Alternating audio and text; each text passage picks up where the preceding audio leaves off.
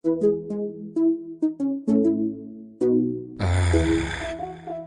guy, I don't come back with Ndolo. Yeah, le. This time now for SG Records. For Gabi Automobile. DJ Bass on the beat. We must unite. His Royal Highness appointed the sake a base of my line. I won't be me. No matter like my government, United stuff for more. We are bearing the same father, why we want separate? We come out the same family, why we want separate? We are speaking the same dialect, why can't we live together? We know we come out for one family, come we want separate. No, we are bringing all come people for one, we must unite. We are bearing the same father, we must unite. And we come out for one family, then we must unite. We are bearing the same mother, we must unite. And we are speaking the same dialect, I say we must unite. No, we are bringing all come people for one, we must unite. Make I tell you something that I see for life. If it's something nobody do you, they no feel no they think. The more way you bend down for look manyash, the more you they expose your own mumu, the lamb, the body kill am. You say you be king for jungle. Now who feel be like Papa got an over see am and over here. Make we reason all together and we live as one people. For battle come in we know we come out for one family, come we want separate. No, we are bringing all come people for one, we must unite. We are bearing the same father, we must unite. And we come out for one family, then we must unite. We are bearing the same mother, we must unite. And we are speaking the same dialect, I say we must unite. No, we are bringing all come people for one, we must unite. Everybody put on for mood, diva. Okay. Wakana want to know bad baby, kuna manila. Wagawanda, kuna lakang so we use brush, ata usumay, wanka wina sumay lena. Move, watom sija, mwelu we injo fatena. Wafi beji, so monkong vambola wai. Cause now for more, we still go sa go more, guy no magambo. We know we come out for one family, come we want separate. No, we are bringing all come people for one, we must unite. We are bearing the same father, we must unite. And we come out for one family, then we must unite. We are bearing the same mother, we must unite. And we are speaking the same dialect, I say we must unite. No, we are bringing all come people for one, we must unite. That man need blessing.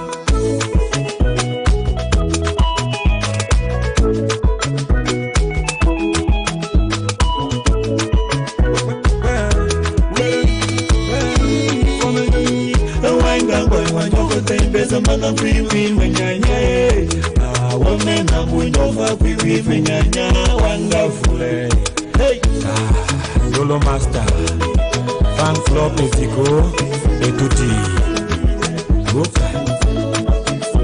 DJ, personal person, DJ Pass on the beat, alias, GDK.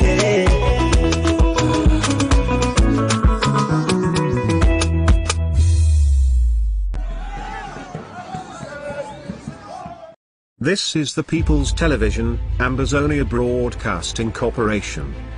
The voice of the voiceless. Bringing the state of the struggle on your fingertips. Unmasking the genocide in Ambazonia. Reporting first-hand untold stories from Africa. Donate to ABC Amba TV every day. We the people must control the narrative. Internationalize the struggle, keep Ground Zero abreast and win the war. Cash App 240-486-8768. Hashtag $AmboABC.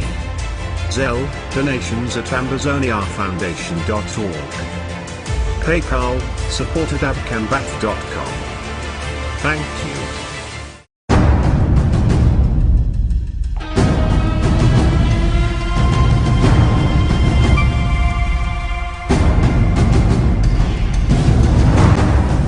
Fellow Ambazonians, dear countrymen, despite the hike in targeted summary execution of our innocent people by Paul Biya's killer squads, I still believe we are now at the twilight of our political daybreak, emptying the combined worth and wealth of a lifetime fortune into the country of our collective dream. A place we can surely call home.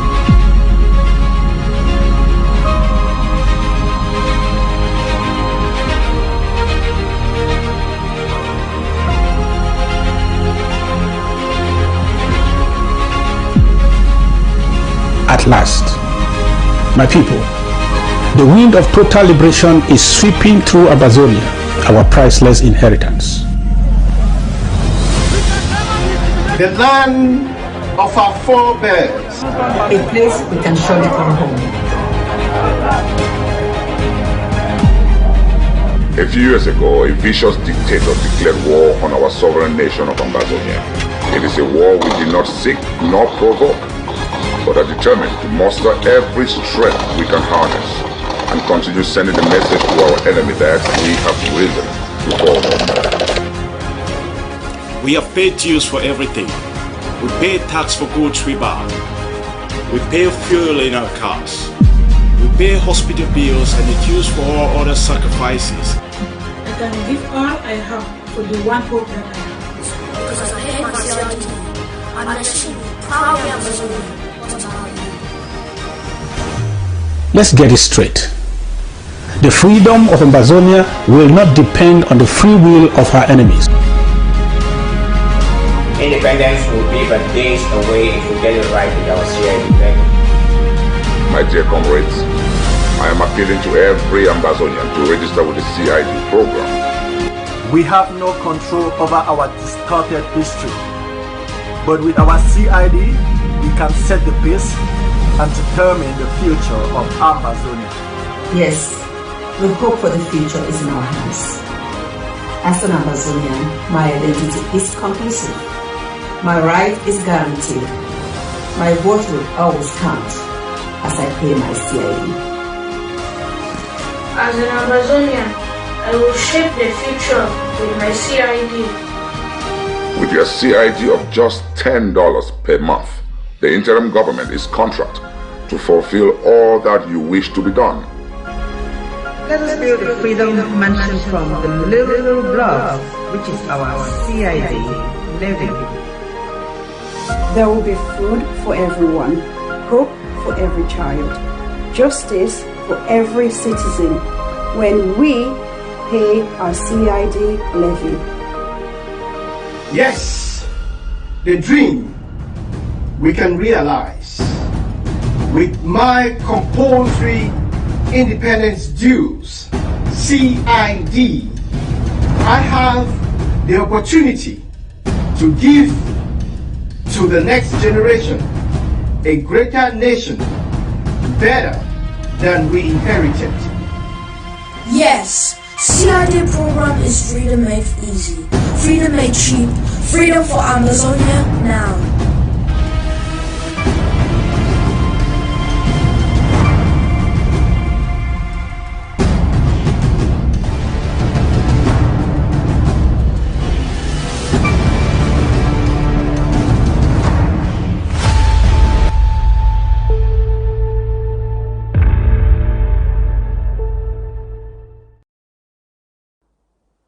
Freedom is coming tomorrow. Get ready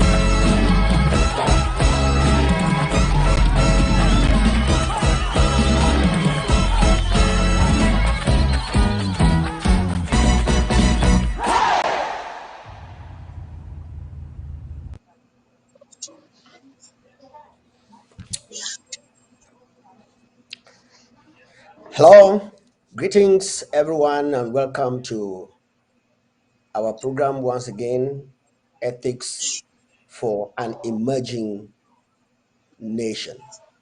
Ethics for an Emerging Nation is the program we have today. And I want to say hello to all the ground zero that is standing with us, holding the fort, telling La Republic, you must get out of our land. And the diaspora who are sincere and truthful, and they are saying we must support that La Republic leaves our land. And today with me in the studios, we have Dr. Thomas Ndula, who is the Vice Chair of the Ethics Commission. And of course, we have Barrister uh, Bessie, who is the Commission for Judicial Affairs in the Chair for Judicial Council. And of course, Dr. John Titanta, who is from Kutinja County and is the Ethics Committee representative. Now, last week, when we started this program, we had this gentleman with us in the studios.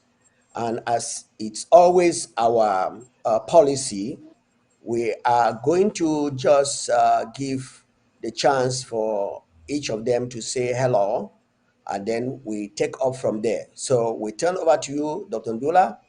Can you just say hello to the people in Ambazonia that are watching us and around the globe?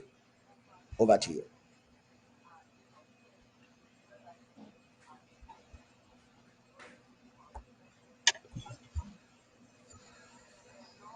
We cannot hear you.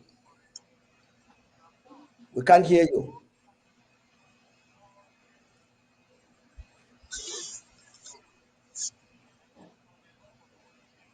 Check your microphone. No. All right, while you are working on your microphone, let me drop down to Dr. Tom. Please, sorry, Barrister Tom, to say hello to our people who are anxious and eager to hear us tell them of the emerging, of this, our emerging, the ethics for this emerging nation. Dr. Tom, Barrister Tom. Why do I call you doctor? That's okay, fine. Yeah, go ahead. Okay, are you getting me? Yes, Are you 515. getting me? No, I'm not Barrister Tom, I'm Tim. Oh, Tim. I'm Tim. So thank you for giving me this opportunity. I just wish that our viewers and our followers are listening to us, and let them be free to ask any questions they like. Again, as we said last week, the whole program is educative. So people get informed, people understand how the ethics works, so they don't get scared of it. Thank you. And we cross over to Dr. John Chitanta to say hello to your people and the televiewers who are seated right here and on Facebook, on YouTube, to listen to this educative program so that our emerging nation will really stand in its emergence. Good evening, Pastor Commando. Good evening, Barrister Tim. Good evening, Dr. Tom Dula. And good evening, fellow Amazonians. It's a great pleasure for me to be again part of this panel in the second edition of our program. I am really pleased to be here again tonight to keep on reminding us on the glory that we had and the glory that we will have as long as we continue to maintain a very good ethical standing. Our nation will be a great nation and a blessed nation too. Thank you. Thank you very much. Yeah, let's get back to Dr. Dr. Ndula. Find out, can you say hello to your people who are ready, willing? Wow. He's not there. I don't see him. Yeah, he is there, but his microphone is off. The technician just told him to turn on your mic. He said you should turn on your mic. If you look on your screen, you see the sign of a mic on your screen. It is in green. Can you see that?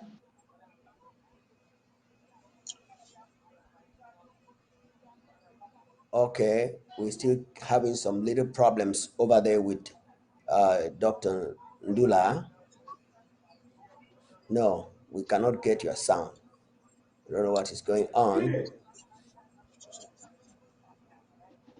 I don't know what is going on. Well, we'll be coming back to you, Doc. Just try to.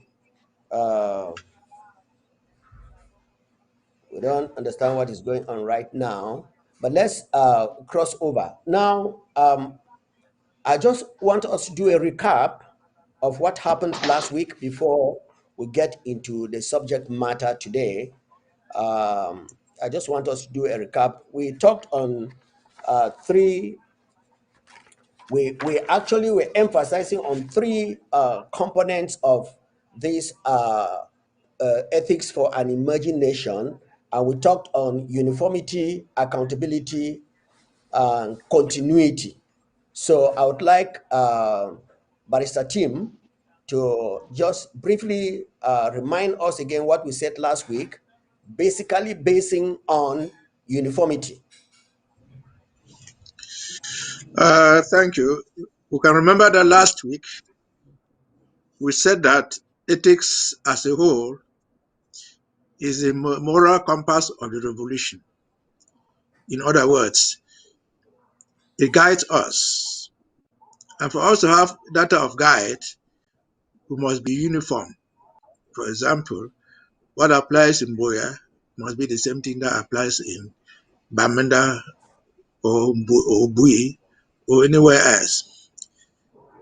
This is because, like any other institution, the ethics is going to be found at different levels of the administration, at different levels of the country. For example, now we have counties, we have LGAs, we have different forms of different parts of the government. We would expect that at that level, the same rules should apply when issues come up. Did somebody say something? Go ahead. No, go ahead. Sorry. We expect that the same ethical rules should apply. The guidelines should be the same. The sanctions we made out should be almost the same. So that was what we discussed last week. Thank you. Okay. Yeah, we'll get over to you, Dr. Titanta, to find out if you can give us a brief summary. We remember he's just talked about uniformity, and then summarize to us the accountability that we talked concerning the ethics for an emerging nation. Yeah. Thank you. You guys remember last week we spoke about the fact that we are not actually aiming into a vacuum. We already have a history. We already have a reference point. Ambazonia, which was formerly known as West Cameroon, we know what it was. We know what it stood for. We know. Last week we learned how, in those days, great values were being practiced in our nation. We know how people were very respectful. We know how morality was very high. We know how bribery and corruption was very rampant. And this, you could even understand it in the short history of that nation, that we were able to go through three different governments without any issue. So we know what we are capable of doing. So we know that the country we are trying to restore will be a great nation because we have a great history. Thank you. All right. Dr. Tom, is there any change in your on your side there. Can you try to say something? Let's Hello? hear if you're with. Very good. All right. You're on point. Yes, good evening, fellow Good evening. Ambazonians. Good evening, fellow We don't, panelists. we don't see him. Oh, We can hear his voice. I see him. I don't know why you don't see him. I mm-hmm. see him. Yes. I don't Yep. see Can you him see too, me? You hear me? Yes. but I see Yes. two of Okay. myself. Ah. Mhm. Yes. Okay. Yes. Fellow Ambazonians, welcome to our program today. I'm glad to be here. I'm Tom Dula, the Vice Chair of the Ethics Commission. Yes, this is a follow-up program from last time. I will not spend much. We're already starting a bit late. I will not spend much time in self-introduction again. It's just to let Ambazonians know our struggle is on course. We are solid in the interim government. We are doing our best to stop the AFCON games. They're having a hard time playing that their useless game on our territory. We are here today to talk about the ethical guidelines for our for the interim government, members of the interim government at the national, county, and local level. So we have the panelists there like last time. We will elaborate on that more. Thank you. All right. Yeah. Thank you very much, Dr. Tom. Today, continuing in the Ethics Commission rules, I want just to throw this back to you, Dr. Tom. When we talk of this National Ethics Commission for an Emerging Nation, what are some of the guidelines and to whom is this particular ethics uh, meant for in Amazonia? Yes, thank you, as Commander, for that question. Well, two of the main things that the ethics commission, the ethics guidelines aim to achieve, first of all, is to say we are still a government in exile. We do not yet have our nation, Ambazonia. We have restored our independence and are still waiting to soon get that independence recognized by the powers that be. And we touched down in Boya. So now we do not have courts to judge people in for any problems. We do not have prisons. We do not have police force to get people arrested for whatever.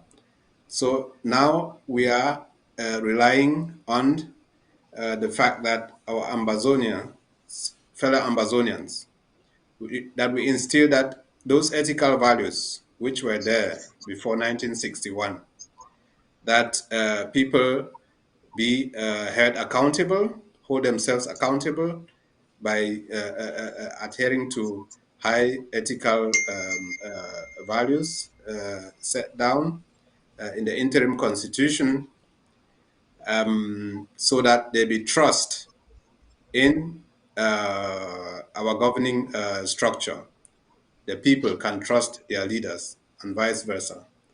And so that at the helm of our government, especially at the presidential level, that there not be any vacancy in case of any transition, so that people know exactly who is to do what and hold themselves responsible and accountable to the general public, more so than ever, because we do not have those rules to enforce them now, the institutions to actually enforce those rules. So we are relying on the ethical behavior of high standard from all Ambazonians.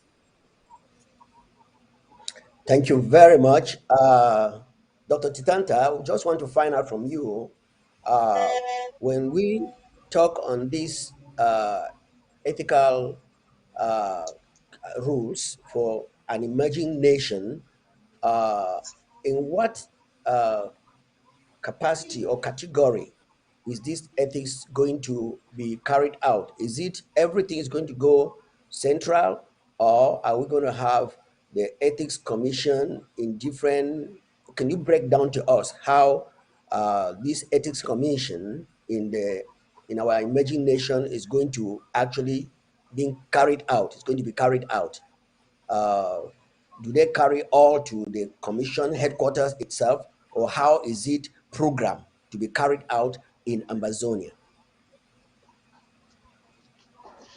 Thank you very much for that question. Since we want to establish a democratic system where the people are paramount in the nation, where the power belongs to the people, it is necessary that the ethical system be established right from the grassroots through to the top. So we expect every local government authority to begin to set up ethics commissions. There will be a national ethics commission, and every local ethics commission or national ethics commission must be comprised of either 3 or 5 members. And if there are any issues that are coming, ethical issues that are coming up in any local government area, those local government areas should be submitted to the local government or government area. And if the local government areas are not able to solve the problems, or if one of the parties involved are not satisfied, that is when they can actually take it to the national level. And for this will only be done through writing. So it is very important to note this. The National Ethics Committee will be involved with things that involve intergovernmental departments. So the National Ethics Commission will be involved with national government. So this is the structure of the ethical society we want to set up. Thank you. Yeah, Barrister Tim, I come over to you. Thank you very much, Dr. Titanta, for that brief explanation. I perceive that from what you are saying, the Ethics Commission will be from the LGA into the county and then into the national. Now, Dr. Yes. Tim, I want to find out, Dr. Tim, I want to find out from you, if somebody in the LGA absolutely refuses and rejects going to the Ethics Commission in the LGA, and then refuses to go to the Ethics Commission for the county, and refuses to come to the National Ethics Commission, and jumps to another department that is not involved with ethics at all. What is going to be the take of this emerging nation, especially when it comes to this aspect of ethics?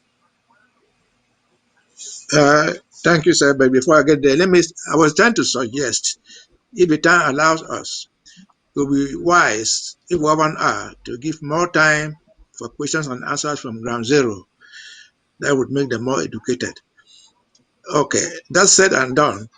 Let me go back to the structural, what we call the structural setup and the guidelines. Right. The structural setup, as explained by a doctor, is meant, we know that the revolution now is being run at the level of the counties and the LGAs. That's where the money is managed. That's where most of the things are done. That's why we insist that there should be an ethics commission at the very least at the level of the county. And the number is between 3 and 5. The number of the commissioners at that level is 3 and 5. They are always odd because it's a collegiate college. So we choose 3, we choose 5. But now, to your question, if somebody feels aggrieved, and instead of going to any of the ethics directives, call it at the county level or at the national level and takes it to somewhere else, there's nothing the ethics can do. But that department to which it is taken, it is their responsibility, because we are all learning. If we bring a matter that is not within their competence, to tell the complainant, yes, we heard your complaint, but this is not where it will be settled, because that is not within our competence. So people have to know what they are doing. Different departments know what they are doing. For example, I remember again in the case of Momo filed their complaint to the president and the vice president.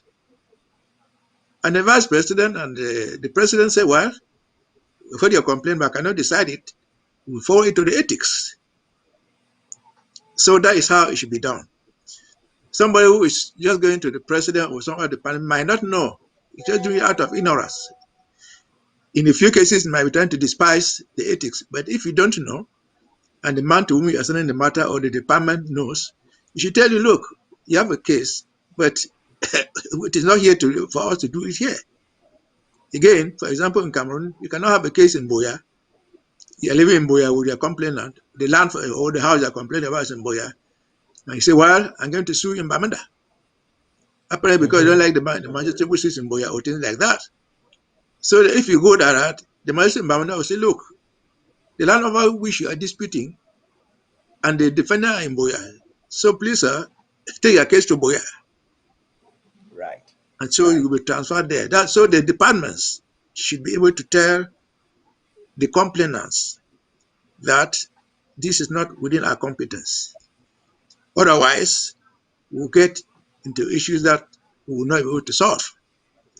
Thank you. Thank you very much. Thank you very much for that brilliant answer over there.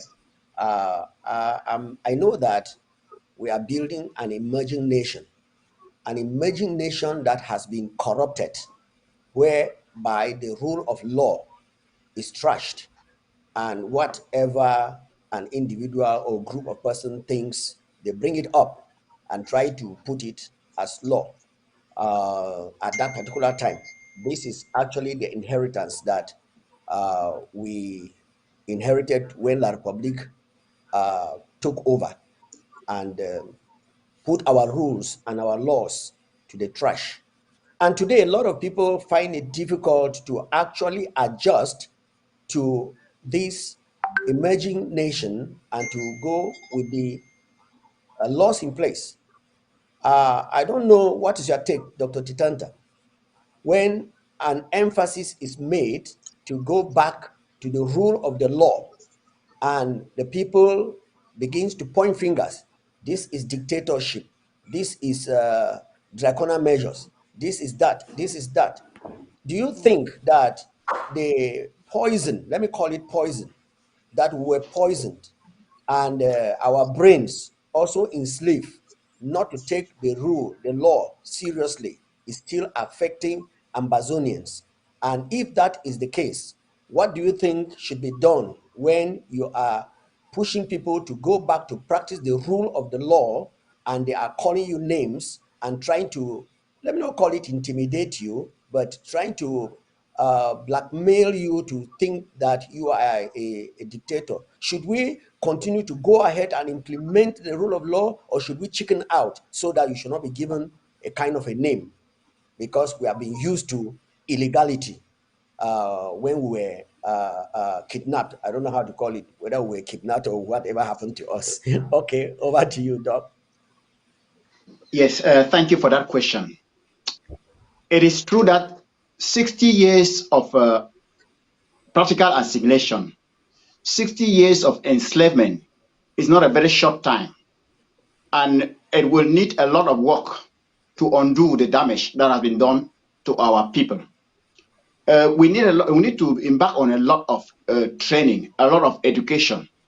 We need to really emphasize on the importance of programs like this and advertise, let our people get connected to be listening to these things. Morality is very important. Morality and legality of a nation is very important. Some of us are privileged to be living in nations where the foundation of their nation were solely on moral values. And we all are running from Africa to come to these countries. We don't understand that what these people, the richness of this nation is because of this morality. So I think we really have a lot of work to do. And I want to say something also, that it is very common in Africa. And what is the problem? That there is a tiny minority of very vocal, immoral people, very vocal and arrogant people who think they, and the problem is that there is a silent majority of very ethical people, and and this silence is also making this tiny minority think that they are right. By making too much noise, they think that they are correct. So I think it is time for the majority of the very highly ethical Amazonians to begin to also raise up their voices, the voices of order, the voices of legality. Because don't let yourself be silenced by something people they are not right. What they are doing is not correct. Don't chicken out. We should never chicken out, but continue to insist on the truth, insist on legality, insist on morality, and that is the way forward. Thank you for that. Yeah, Dr. Ndula, you know very well, like Dr. Titanta has just said, 60 years of attempted assimilation, not only physically, not only materially, but also intellectually, also intellectually, to actually brainwash us and to give us illegality as legality, and immorality as morality. And now we are emerging. And one of the key things that we need in our nation is the rule of morality. That is ethics that we are talking about today. Do you think that it will be easy for some people who have grown up in bribe taking, in favoritism, in immoral, everything that is contrary to the rule of the law and rule of morality? Do you think it's going to be easy for us to actually educate our people to get out of this intoxication that has taken place for over 60 years? Thank you for the question, Pastor Commando. I think it is possible, difficult, but possible. Right. There is this saying that the water takes up the taste of the pipe in which it flows. The pipe in which we Ambazonians have been flowing for 60 years has been La République, based on French colonial rule, where you are guilty until proven innocent, where those who are the loudest, those who are more powerful, who have more connections up there, always get what they want. And some of us, unfortunately, have taken up that mentality and want to bring it into Ambazonia. Now, on the other hand, we Ambazonians are very happy with the freedom of speech that we are having now, at least in the diaspora, that we can get into the governing, the day-to-day running of our lives, that we can get into the functioning of the interim government. We can hold our leaders accountable, even doing audits in the middle of a war, the middle of our revolution, and people have overstepped that boundary. And some activists, for example, go out there and spew half-truths and lies and smear people's names with no founded allegations, instead of coming to the Ethics Commission, to other organizations like the IOC, who are there for conflict resolution, putting it in writing, so those problems stay in-house, because the world wants to see that we can govern ourselves. So that we have a nation, we have our interim constitution, which binds all of us together. As we all started, we were a group of friends, and knowing 6 years ago, I never really knew that Southern Cameroons really existed as an independent nation. Now it's different. And we are slowly coming into that knowledge now. Now it is no more 5 years past. There has been our first president. We knew what happened. Attempted coup d'etat, and we had our acting president sworn in as the president. And then, based on the constitution, the interim government is there now, and we are running the affairs of the government. People should know what the rules are. Read the constitution, know it, and then nobody can bully you into submission. Nobody can insult you and try to play over you like in La Republique. And those are the things we must let our people know, so that they should know that we are a nation of laws.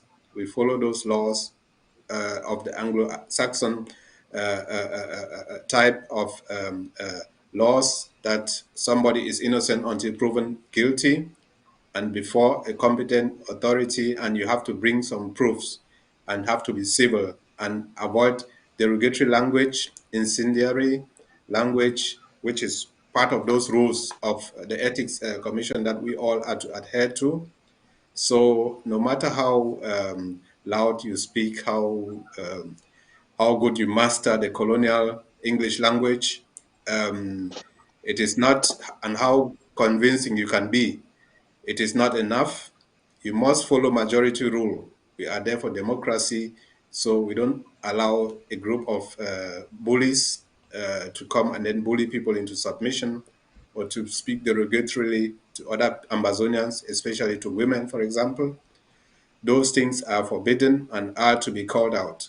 Such people are to be called out. So we are doing our best doing such things, but it is the responsibility of each and every Ambazonian to be civil, to be truthful, to be respectful when disagreeing with each other, so that problems don't spill out and then our enemies use them against us. So it is possible that those things, that we can change those things. We should know our constitution, we should know our rules, and then apply them amongst ourselves first. And then the world will see that we can govern ourselves.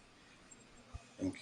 Thank you very much. I like the statement. It is difficult but not impossible that we can educate our people and they will be changed.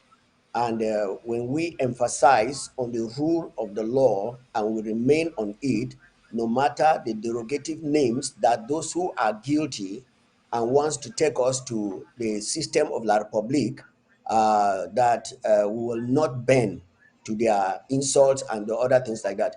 Dr. Barrister Tim, let me come back to you. Now, talking about the rules that the Ethics Commission is to apply concerning this emerging nation of ours, what do you think will actually stop the, can I call it inherited or indoctrinated system of La Republique in the area of protecting friends, family members, and other kind of people that, you know, have problems and they are really guilty, but because of some certain rules that are not applied, they turn around to go for their friends, their family members, their ties, and so on. What do you think we can actually spell out to our people, especially those who are in the office, like your office, Ethics Commission? I think there's a lot we can do only in terms of education. You know, we call this thing a moral compass. And what does a moral compass mean? There are some written rules, and other rules are not written. As I was saying before, I mentioned that we needed the ethics at the level of the counties at the very least. And of course, we know that we have the ethics at the national level because they handle our issues. But the unwritten rule is this. Once we agree that as human beings we will go wrong, we make a mistake. The unwritten rule is that at midway you go wrong. If you are wrong, and be ready to admit it. But if a guy will never see anything wrong in what you are doing or saying, that is where the problem is. So our people need to know how to say, yes, I made a mistake here. And then we'll see where to go from there. You see, the ethics is an ethics of the society. The individuals, members of the society, must also know their rights. Our rulers, that is the leaders, must also know their rights of the office into which they are resolving issues. For example, let me give an example in Cameroon there. In Cameroon, if you go to Bamenda, Boya, wherever, and people have no water to drink, or electricity is not working, and there's a Sonel office there, or whatever thing supplies water there, they don't go there. They go to see the DO. The DO say, who doesn't have water in his house? He has no electricity in his house. They are going to complain to him. What do you want him to do? What he will do is he will call that the man in charge, and maybe he will give him a bribe. But if you know that there's a company in charge of electricity or water, I went to that office, you stormed that office, they will see that they are doing the wrong thing. The administration is not working. Therefore, we need to know where we are going to. We need to be properly educated as citizens. And then, as office holders, the office holder must know the functions of his or her office. So that when you are trying to turn the rules to favor your brothers, your sisters, your girlfriends, or whoever, you know that you're doing something wrong. Somebody is watching you. We don't have an ethics police to watch you in your office. But we have every individual who is watching you. They know that that job you're going to, that girl is your girlfriend or your boyfriend. They see these things happening. So you cannot just go, we're not going to recruit some uniform people in Cameroon, in Ambazonia, to wear uniform and go around every office to smell what is going on there. No, the population are the ethical guides. So if you're an office holder at the local level, at the national level, know how to do the right thing, know that the world is watching you. That is, the Ambazonian world is watching you. And they're watching you because they know that if they discover your error and they take it to where it should be properly handled, those people who are doing the job will handle it. They will handle it justly, equitably, and legally. Thank you. Thank you very much. We may be going to our last rounds now. Dr. Titanta, I want to find out from you, if an officer in this emerging nation does something that is grossly wrong and he is convicted completely, and it is proven that he has taken a bribe or to pervert justice and judgment, can this emerging nation, through ethics, be bold enough to put this person on the line of justice so that others can learn? Or, in order to protect what we kind of inherited from that nation that has corrupted us to the point of whatever, go the same way and then expect the emerging nation to be morally upright? Thank you for that question. That is why, as leaders, we would want leaders that will lead with example.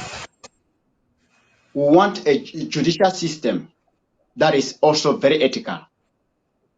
We want a people that are ethical so that they will be able to recognize when an officer actually is unethical in his duty. So it will be very good, very important that we set that our judicial system set up with mechanisms to handle such unethical behaviors.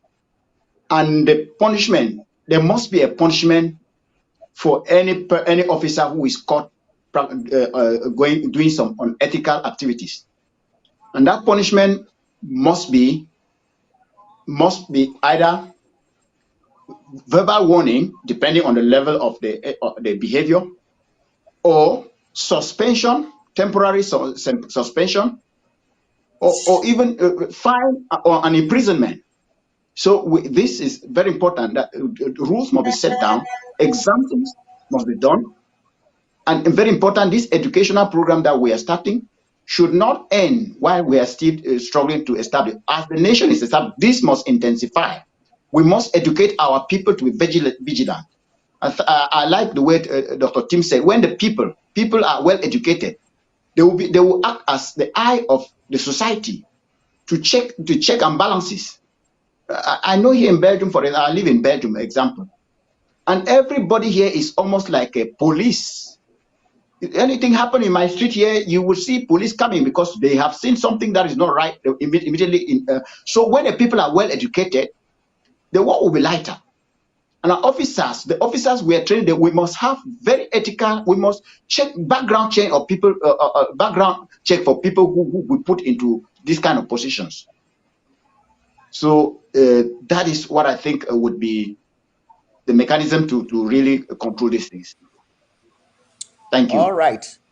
Thank you very much. Thank you very much. Dr. Tom, let me come back to you. When we talk about confidentiality in our emerging ethics commission, we have discovered and seen, especially in some countries in Africa, and of course, Ambazonia included, because of the, I don't know how to call it, the mess in which we were taken into La République du Cameroon, that when somebody comes and report a situation and is very, very confidential, tomorrow you find people gather around either to lynch him or implicate him because he's the one who has reported an immoral situation to save the lives of the Amazonian people. Do you think that the confidentiality that the Ethics Commission is talking about can be that all that confidential so that people can be sure that they are saved when they report a situation like Dr. Titanta has just mentioned what happens in Belgium? That can the individual who either calls for the police or for the justice be safe in Amazonia as we are building our nation? Yes, thank you for the question. For us all Ambazonians, it is just some few years old that we are having our interim constitution, have restored our independence, and are still instilling those ethical values into ourselves. We first of all had a central governing council, central government, and then at ASSC Berlin, the RGA by RGA, county by county, was created, that all of this be done at the grassroots level, power to the people. But having power, you have to use it responsibly for the good of all, and not saying, well, I mean, this is my family, this is my village, this is my tribe. All of that, we don't have those. They impart cultural values onto us, but all of that in the future Ambazonia will not count much, because anywhere you are in Ambazonia, you ought to feel safe and welcome and know the law is there to help you. And we can only do that by starting at the grassroots level to inform our people. All the LGA heads and executives should be informing their people, at least here in the diaspora, and transmit it, of course, to ground zero, about all the ethical values that we must have, about that togetherness. When two people are there having problems, then they should come to some mediation, to a mediating person or a mediating organ with the will, with that expectation that those problems are to be solved, and not to come and then say, yes, I will do everything so that I be the person who is right, so that that other person, I would have taught him a lesson, him or her a lesson. We should not be, we should always think of the common good, and especially here in the diaspora, where we are all of us bona fide Amazonians who are loud out there, have put their name out there, they are this and that. I'm Tom Dola, the Vice Chair of the Ethics Commission, and I will stand to it everywhere. We are in exile, and our lives are also in danger, not like those on ground zero, not to compare, but we have sacrificed and are now 5 years in exile and counting.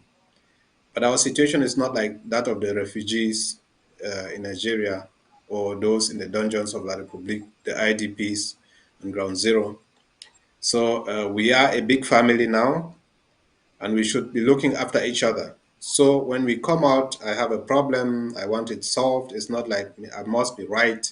And yes, so there is democracy. If you come in a group, you bring an idea, it is voted down. Even if you know it's true, it is good, it's the best thing. The majority carries the vote.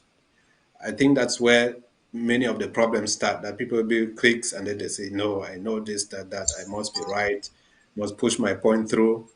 So we should start at the grassroots level, instilling all these ethical values into people. Let them know their constitution, know their rights, and especially their duties towards the future united Amazonia. When I see all these problems we are having today, disagreements and all that, the fact is we should think of the end result.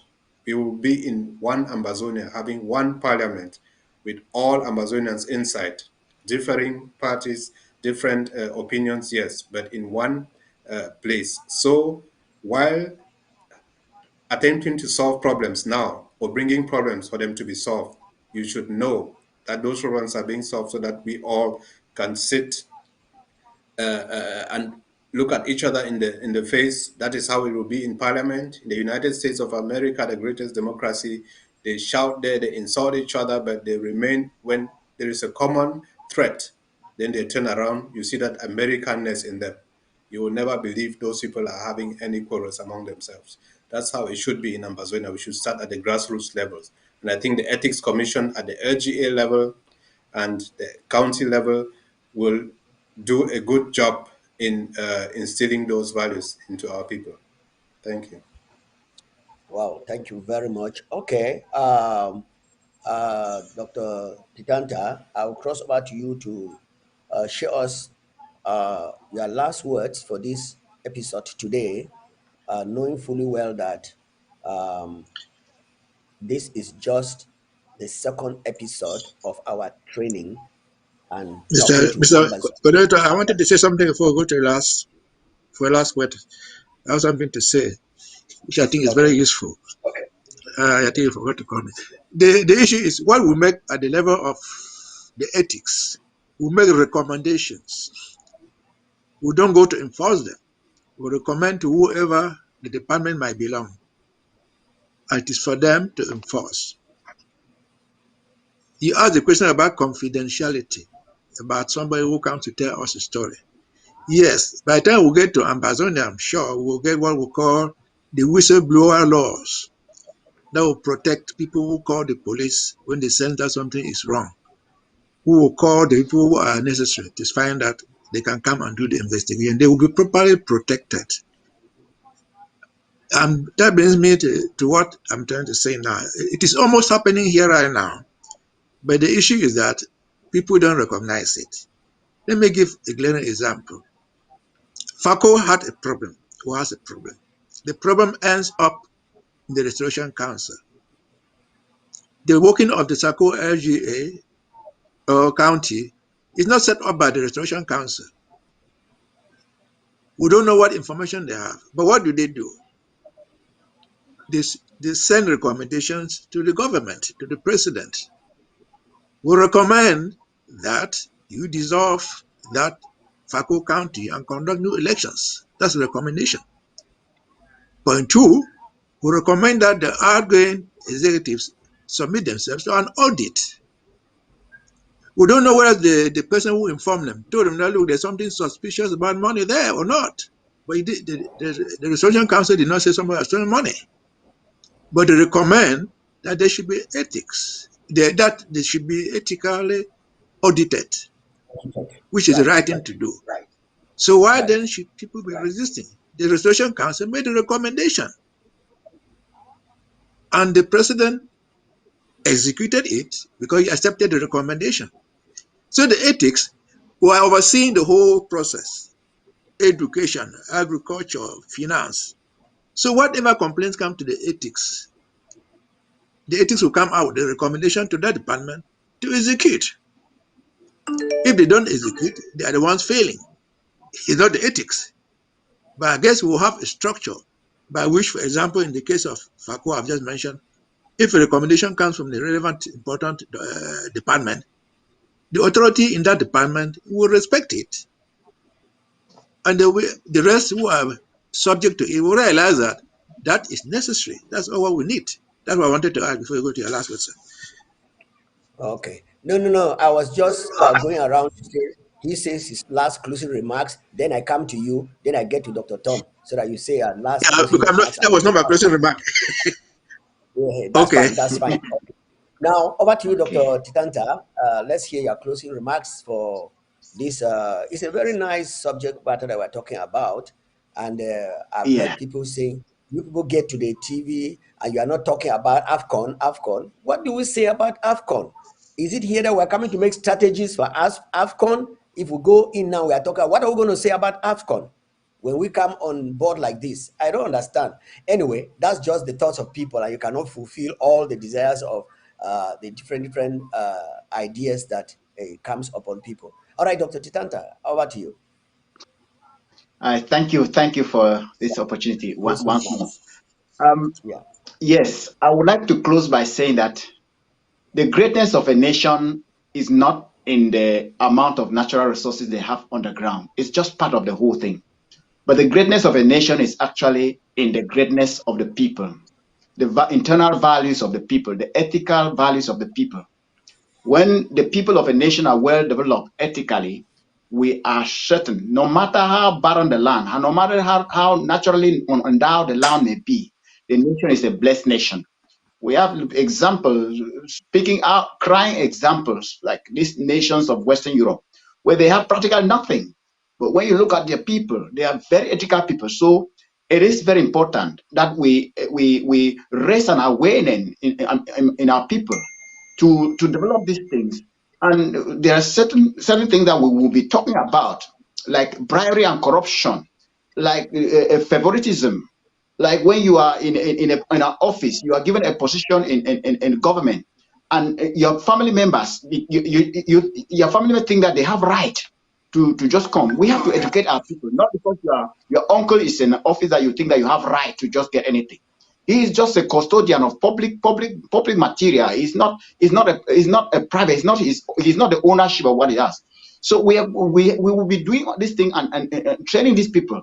I will just end by giving an example. I remember I was a young boy in the 80s when Paul Biya came up, and in the 90s when Frundi was rising, and my father was one of the very, very staunch supporter of SDA, because my father was a very ethical. He hated anything injustice. So he was a staunch opposition to Paul Biya. One day we were discussing about what happens if you become a minister. And I just said, well, if I become a minister, I will do my work the way that my country expect me to do the work. And one of my stepmothers asked me, will you not help your brothers? I said, yes, I will help them with my own salary that I get from government, but not because I am a minister. I will help them according to my own salary, not from. So they were like, no, you will not give them position. I said, no, this is exactly what we are condemning with this government. And everybody looked at me like, I said, this is exactly the problem we're trying to talk about here. So it's very important that we develop these values in our people right from schools, train our children to be very ethical even from the young age, and we are sure to have a solid foundation for this nation. Thank you. Wow. Thank you very much. Yeah, Dr. Tom? Yes, thank you. Yeah, fellow Ambazonians, we have our nation, Ambazonia, we have our interim constitution, we have rules and laws and regulations and ethical rules governing us. But the thing is, the most important thing is self-control, self-discipline of all those having any authority, sitting in any position of authority in Ambazonia. When you are up to say something against somebody, or you are angry, or you want to make a point, then you have to think about how you yourself you would react, how you yourself you would feel if some other person addressed you in such a rude manner, in such an insulting manner, in such a derogatory way. And we should guard against bad, against incendiary languages, derogatory statements, and insults, which we can hardly ever take back. You can say you are sorry, but maybe that other person will not forgive you, or he may forgive you, but a common enemy of yours will come later on and then remove those words, take out those words and say, you see, that person actually is like this, is like that. So we should guard against our tongue, which, as the Bible say, the tongue is one of the most dangerous organs in our body. We praise God and then we also curse. So we should guard against incendiary language, insulting others. We should know we are doing something that none of us was made for this, but we should be thankful that at this moment in time, God placed all of us in the positions we are, in the countries we are, and with the possibilities we have to help our people. We have our refugees, hundreds of thousands of them suffering, having nothing but the clothes they have on their backs and the four walls they are in, and being castigated by some of the local population, and they are looking on us to help them get fastest to Boya. And there is this statement that each of us is a leader, and that is true.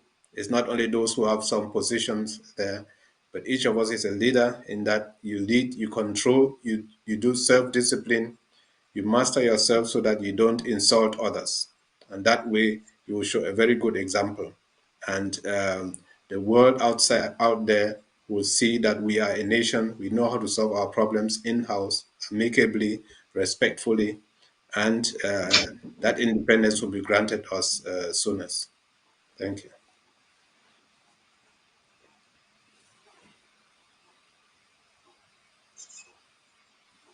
We don't hear you, Pastor.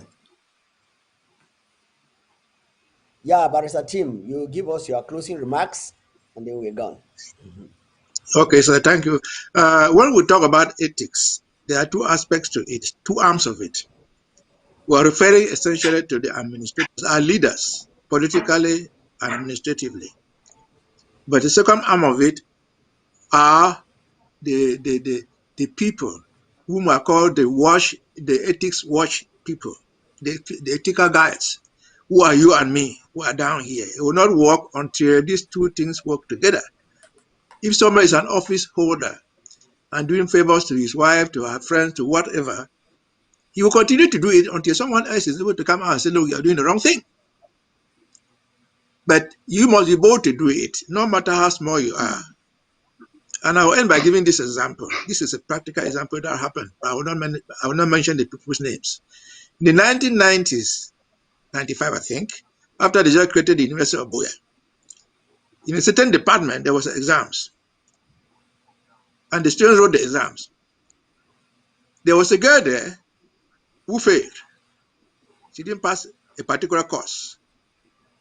But she felt that she failed because the teacher had asked her to go out with him and she refused. So she knew this. This was a secret that going on between two of them. But she did not want to let this thing go unpunished. She wrote a petition to the university council. So this is what happened. I failed this course because this man did this to me. And the university convened, the council convened to listen to her complaint and brought this man in. And the man, in order to go in, he had to come and consult a lawyer. That's how we knew about the facts.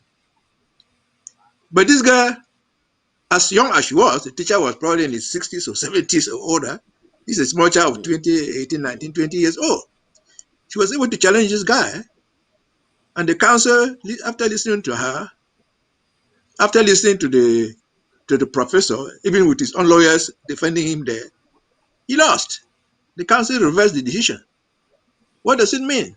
It means that even the smallest person in the community can hold somebody up there ethically accountable. You just need to know your rights and be willing to meet the people who are prepared to do justice.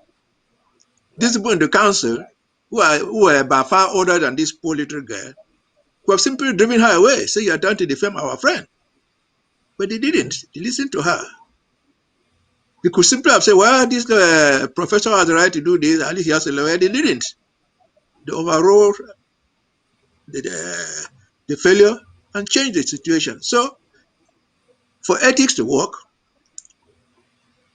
ethical watchdogs, which are you and me in the street, must be prepared to hold the leaders administratively and politically responsible where they find them going wrong. It does not mean that you would win every single complaint you make, but the office holders must know that you have the right to make the complaint.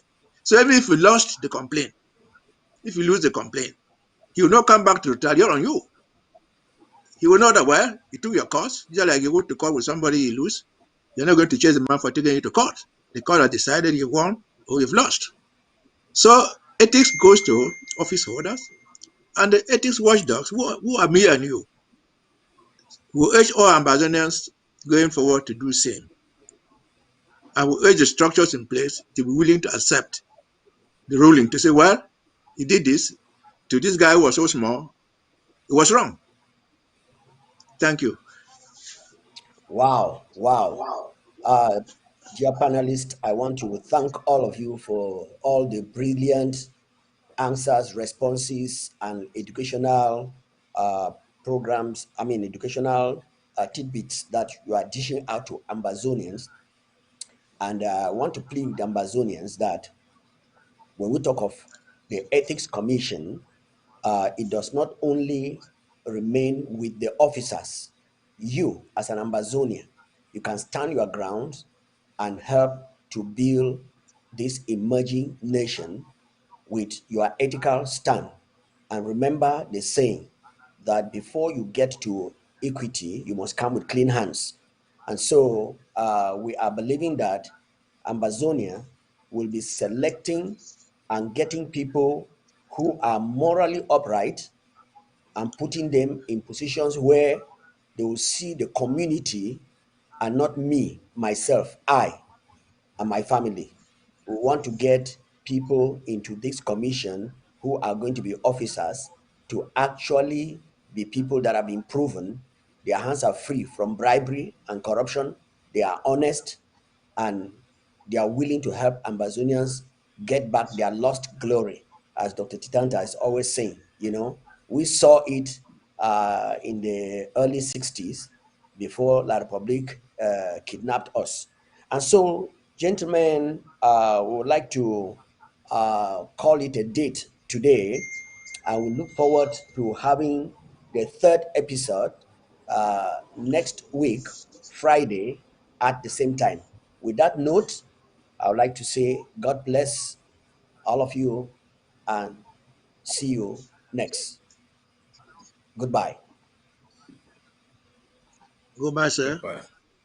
Goodbye. Goodbye, fellow Amazonians. Yeah. Where is Goodbye, sir, and good night. Good night. Good night to all of you, Ambazonia. Goodbye to everybody on ground zero. Goodbye to everybody on ground one. Goodbye to all Ambazonians around the world. Yeah. Thank you.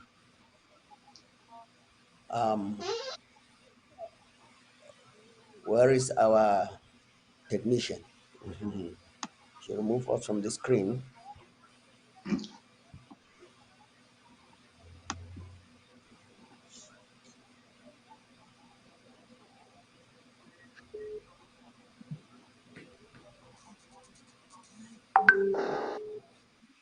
And just so everybody know again, no AFCON in Ambazonia.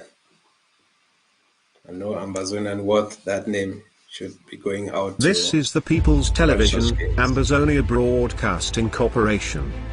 The voice of the voiceless. Bringing the state of the struggle on your fingertips. Unmasking the genocide in Ambazonia. Reporting first-hand untold stories from Africa. Donate to ABC Amba TV every day.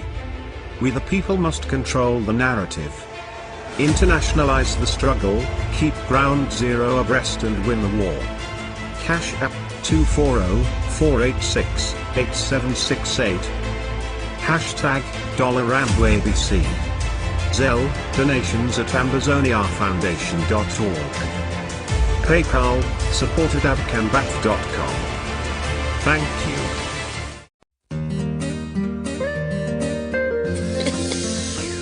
That's cool on the beat.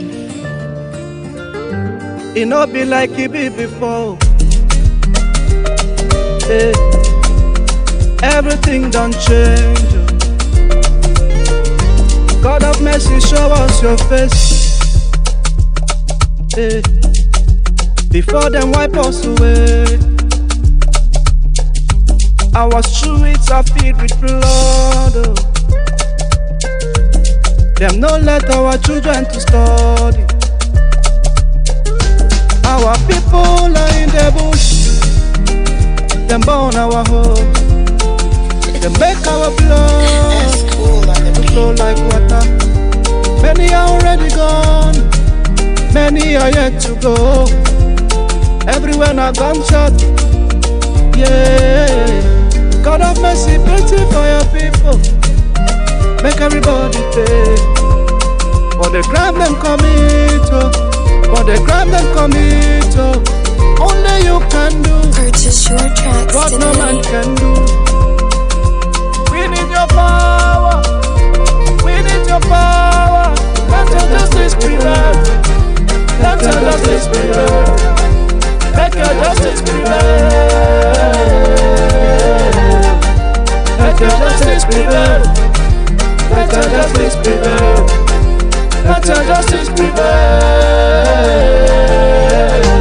It's them goal on this one, my friend. Yeah.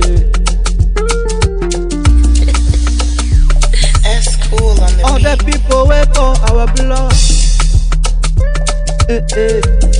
Let them pay with the blood of the children. Touch my anointed and do my prophets no harm. We are the children of your promise. Who can say a thing and it comes to pass? Where you not talk, oh, where you not talk, oh. No matter who them be, that your power crush. Lord, we need your power. We need your power. The blood of our children are crying in the grave. We need your power. We need your power. Let your justice prevail. Let your justice prevail. Let your justice prevail. Let your justice prevail. Let your justice prevail. Let your justice prevail.